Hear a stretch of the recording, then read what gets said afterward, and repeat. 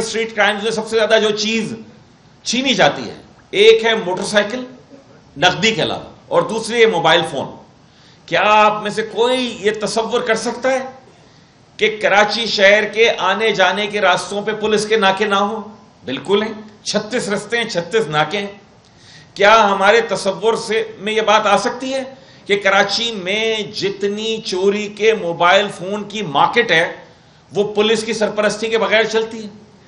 اربوں روپے کا موبائل فون ہر سال چھینا جاتا ہے کراچی شہر میں، اور اربوں میں ہی بکتا ہوگا نا بھائی۔ تو جو ایرانی ڈیزل سے لے کر افغان ٹرانزٹ ٹریڈ کے ٹائر سے لے کر چائے کی اسمگلنگ تک ہر چیز میں اپنا حصہ لیتے ہوں، یہ ممکن ہے کہ وہ اس اربوں روپے کے موبائل فون کی مارکیٹ میں حصہ نہیں لیتے ہوں گے؟ کیا کوئی یہ سوچ سکتا ہے کہ یہ جو چھینی گئی موٹر سائیکلیں ہیں ان کے پارٹس کا جہاں کام ہو رہا ہے وہاں پولیس کی مرضی کے بغیر ہوتا ہے؟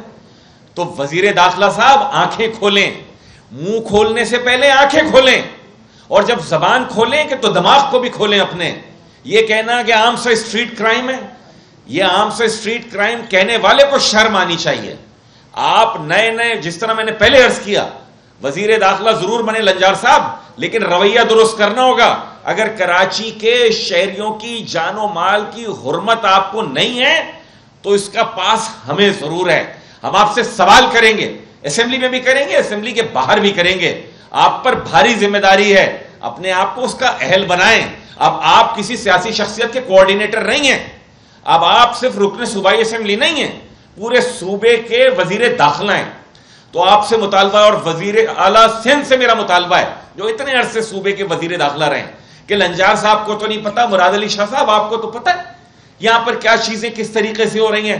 برائے مہربانی بلائیں قانون نافذ کرنے والے اداروں کو، سسٹم ترتیب دیں۔ ہم اپنی سروسز دے رہے ہیں ایم کیو ایم کے ارکان اسمبلی، اور ایم کیو ایم تمام محلوں میں اپنے کارکنان اور ہمدردوں کے توسط سے، اپنے منتخب نمائندوں کے توسط سے ہم میٹنگز کرنے جا رہے ہیں۔ جو جس علاقے میں سولوشن ہو سکتا ہے وہ ہم کریں گے۔